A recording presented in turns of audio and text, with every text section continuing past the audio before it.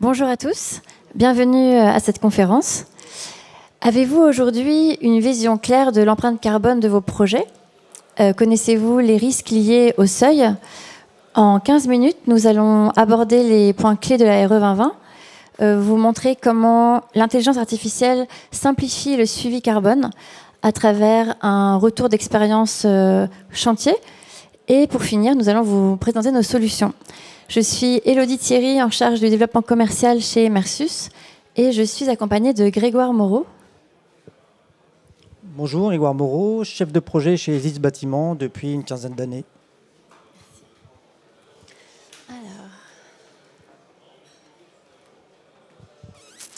Donc la RE 2020, vous la connaissez déjà tous.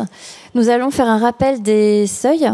Les seuils sont déjà un marqueur de compétitivité pour vos opérations. On voit ici que d'ici 2031, les seuils vont chuter encore de 21% par rapport à 2025, ce qui représente un véritable défi pour toute la filière. Et en 2026, en janvier 2026, de nouveaux types bâtimentaires arrivent. Donc c'est les hôpitaux, les hôtels, les universités, les collectivités, les bureaux et les commerces. Donc l'objectif, c'est que d'ici 2031, tous les bâtiments neufs soient encadrés par la RE 2020. Alors, qu'est-ce qu'on risque si les seuils ne sont pas respectés?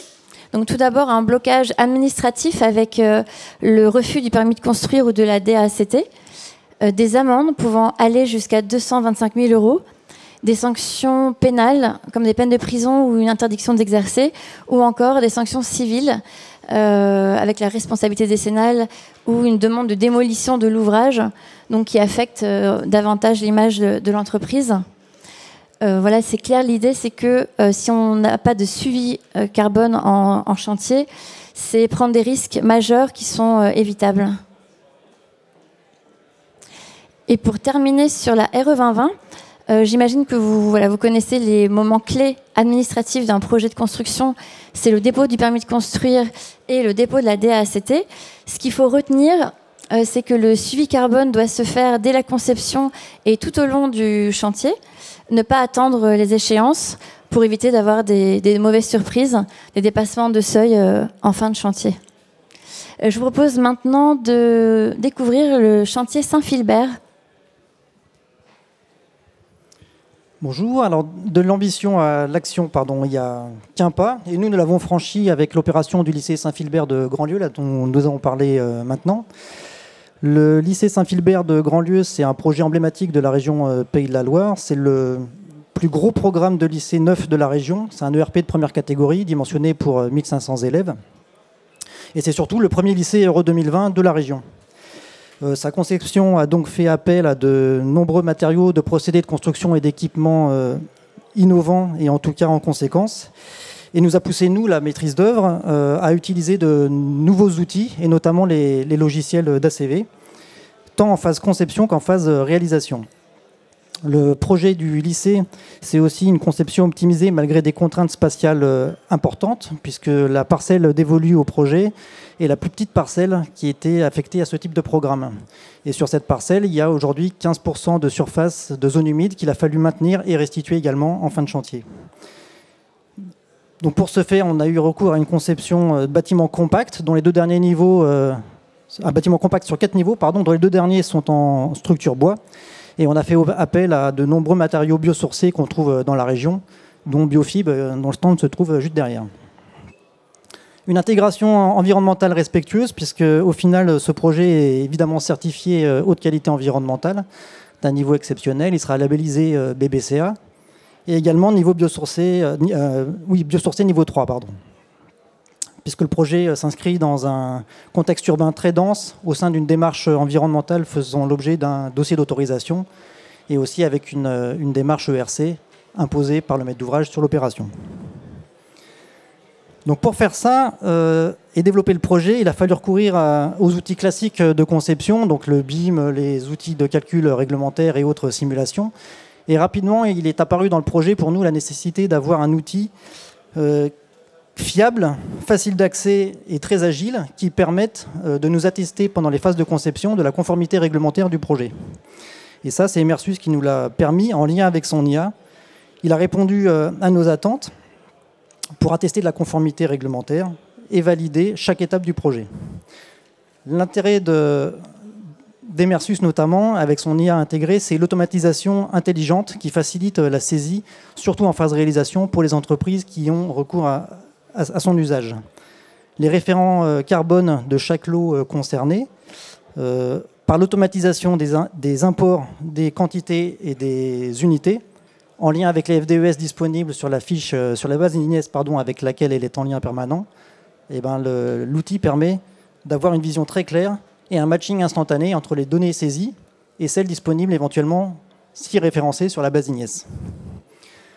Et ce, évidemment, en vue d'une optimisation carbone du projet, que ce soit en conception ou en réalisation, pour s'attester in fine que le bâtiment sera réglementaire, et en conception, dégager certaines marges qui permettent des aléas de chantier éventuels, le cas échéant. 3 caractéristiques principales de l'opération, de l'outil. C'est Emersus, une plateforme collaborative. Alors, je ne sais pas si la vidéo se lance très bien, là.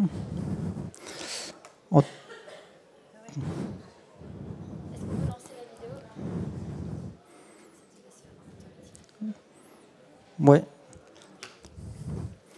Enfin, c'est pas bien grave. Ce qu'on voit à l'écran, là, c'est une vue superviseur.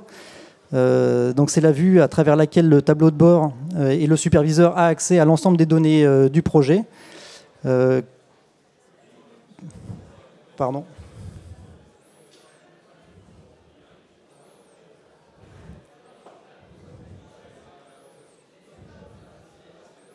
Non, c'était la diapo précédente, ouais. Oui, mais bon.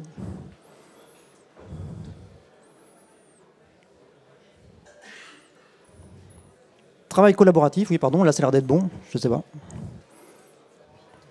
Il faut appuyer 2 fois? Ok. Je vais appuyer.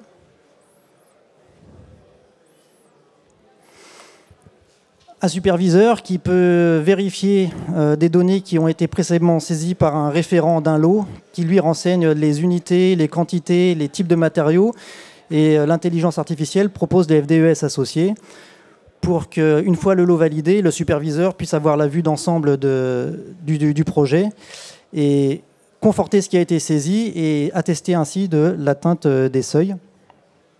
Ce qu'on voit après dans les diapos suivantes, avec, là encore, il faut appuyer, la validation des objectifs, dont chaque lot est responsable de sa saisie. On voit ici un opérateur qui renseigne un matériau, qui renseigne une quantité, qui va chercher ici dans la base de données, en tapant un mot verrière, la base lui propose instantanément un certain nombre de références qu'il peut sélectionner. Il peut modifier une quantité, il peut cocher une ligne ou activer un bouton révision pour montrer au superviseur les évolutions qui auraient été faites entre la saisie précédente et la nouvelle saisie, permettant ainsi de se concentrer uniquement sur les zones modifiées du projet. Les résultats exploitables à partir d'Emersus via un bouton résultats sont assez visuels et explicites. Le bâtiment est peut-être soumis à différents niveaux de seuil de projet, là qu'on a vu activer. Il sort instantanément les 10 lots les plus émetteurs sur le projet. Le renseigne évidemment pour tous les lots. Et dans l'onglet suivi de chantier, on a une vision exhaustive de la totalité des quantités saisies et des seuils auxquels on est abouti. Sur l'exemple qui est donné là, il y a 12 entreprises sur 13 qui ont saisi leurs informations et on sait que le sol souple, lui, n'a rien fait. Dans les clous et au-delà, la maîtrise carbone qui rassure tous les acteurs. Alors on s'est rendu compte, nous, que Emersus a été l'outil en conception qu'il nous a fallu et l'outil en réalisation qu'il nous faut pour attester de la conformité du projet, tant en phase de conception pour les niveaux permis de construire qu'évoquait Elodie juste avant, qu'en phase de réalisation pour s'assurer qu'on livre au maître d'ouvrage un bâtiment évidemment conforme à l'ARE. L'outil permet l'identification rapide et le traitement des écarts quasi instantanément à l'échelle macroscopique du bâtiment ou à l'échelle un peu plus microscopique par lot pour identifier les écarts éventuels par lot et pouvoir agir dessus en fonction de quantité à modifier ou d'évolution de fiches FDES. L'implication et la responsabilisation des parties prenantes est un point important puisque chaque opérateur est responsable de ce qu'il saisit sur la plateforme Et l'interactivité entre le superviseur et le référent est une garantie supplémentaire de la bonne saisie des données et de la véracité des chiffres qui sont in fine sortis. Tout ça pourra évidemment satisfaire le maître d'ouvrage et atteindre les objectifs carbone réglementaires, qui sont réglementaires maintenant, donc on ne peut pas passer outre, et qui font partie de la donnée finale à restituer au projet. Évidemment, Emersus permet des extractions RS2E, donc ça veut dire que pour les bureaux de contrôle ou les éventuels AMO concernés, les fichiers exploités derrière sont faciles d'accès et interprétables aisément. Sur le lycée Saint-Philbert qui nous occupe particulièrement, on est à 1 an de la réception. Et aujourd'hui, enfin c'était avant l'été, 95% du poids carbone a été saisi sur l'opération. 90% des entreprises ont commencé à renseigner leurs données sur le projet de façon assez explicite et simple, puisque en 1h30 maximum de formation, elles sont autonomes sur la plateforme. Et aujourd'hui, on a des très bons retours de la part des entreprises, et je ne sais pas s'il y en a présentes dans la salle, mais en tout cas, les retours qui nous ont été faits sont des retours très bons sur l'utilisation en tout cas de la plateforme et sa facilité d'accès. 77% des lots saisis. Il y a deux projets dans le projet, le lycée et les logements. C'est pour ça que le pourcentage saisi est un peu plus faible. Okay, merci. Quelques mots maintenant sur la solution. Donc, Emersus est né en 2020 avec la RE 2020. Notre mission est simple, c'est accélérer la transition carbone du bâtiment. Nous avons rejoint le groupe Aegis, acteur engagé de la construction durable depuis 90 ans.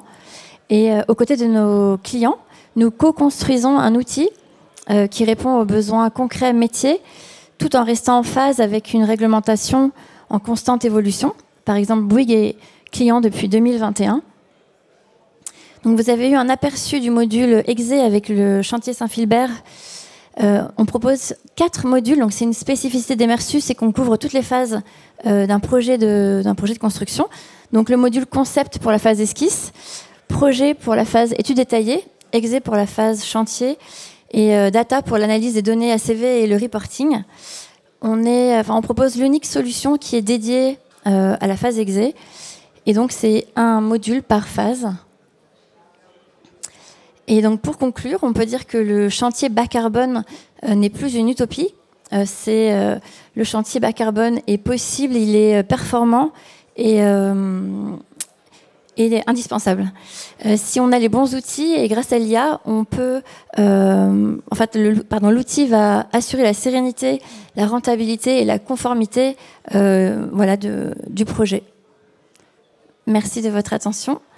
Et en fait, on est situé juste derrière la salle ici. C'est le stand ST10 pour répondre à vos questions. Merci.